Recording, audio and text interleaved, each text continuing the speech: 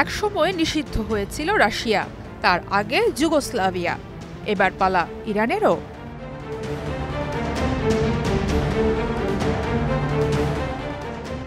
বিশ্বে যখনই কোনো অস্থিরতার জন্ম হয়েছে, খেলাধুলা তখন আর কেবল খেলা থাকেনি। আন্তর্জাতিক ক্রীড়া যখন রাষ্ট্রীয় চাপে বোবা, তখন চাপা কান্নায় বুক ফাটে ফুটবলে। 2026 ফিফা বিশ্বকাপে খেলতে পারবে তো ইরান?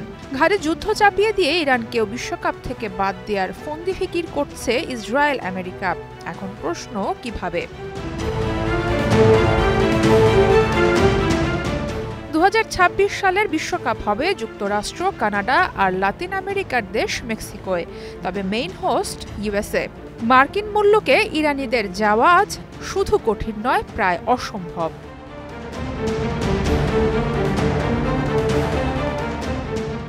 ইরান ইসরায়েলের যুদ্ধের সাথে সরাসরি জড়িয়ে পড়েছে ট্রাম্পের যুক্তরাষ্ট্র।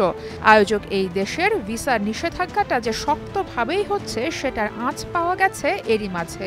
ইন্টার মিলানের ইরানি তারকা মেহেদী তারেমি ক্লাব বিশ্বকাপে জায়গা পেয়েও মাঠে নামতে পারেননি, কারণ শুধু একটাই, যুক্তরাষ্ট্রের মাটি তার জন্য নিষিদ্ধ। এর আগে 6 বার বিশ্বকাপ খেলেছে ইরান।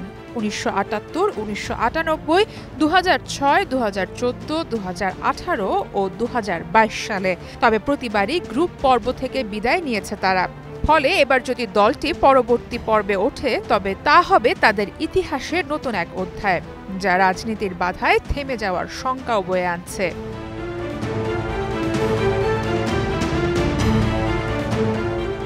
বিশ্বকাপের অন্য দুই দেশ মেক্সিকো আর কানাডা ইরানি নাগরিকদের জন্য কোনো ভ্রমণ নিষেধাজ্ঞা আরোপ করেনি। এ কারণেই বিভিন্ন সংবাদ মাধ্যম জানিয়েছে ইরানকে হয়তো গ্রুপ এ তে রাখা হতে পারে, যাতে তাদের গ্রুপ পর্বের সব ম্যাচই মেক্সিকোয় আয়োজন করা যায়। তবে এই পরিকল্পনা কেবল প্রথম ধাপ পর্যন্তই কার্যকর হতে পারে, কারণ 48 দলের গ্রুপ পর্ব পেরিয়ে ইরান যদি শেষ 32-এ জায়গা করে নেয়, তখন তাদের যুক্তরাষ্ট্রে খেলতে হতে পারে, যেখানে রাজনৈতিক আর কূটনৈতিক বাধা নতুন করে সামনে আসবে।